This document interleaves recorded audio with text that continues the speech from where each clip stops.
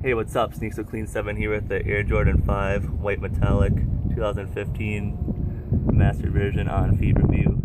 First things first, you got that white cocaine leather upper. The quality on these is not as good as the 4s that just released in the Columbias, or Legend Blues, but it's pretty close. Then you got your white laces, not the rope ones like on the OG 2000 version. Got your lace lock with the silver metallic hit on the clip there. Got your 3M reflective tongue with the black stitch Jumpman. Got your translucent netting there and behind the laces. Got your black and white, black and silver stitch 23 on the side there, which is really nice. Got your black stitch Jumpman on the back, white inner. Go to the tongue. Got that Air Jordan logo flipped upside down, like on the 4s. I don't know why, but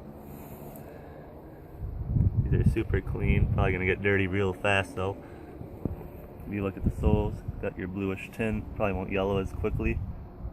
With your black Jumpman on the bottom. And all these are super clean. Anyways, be sure to like, comment, subscribe, and check out my other videos at Sneaks So Clean 7, all one word. Thank you for watching. Peace.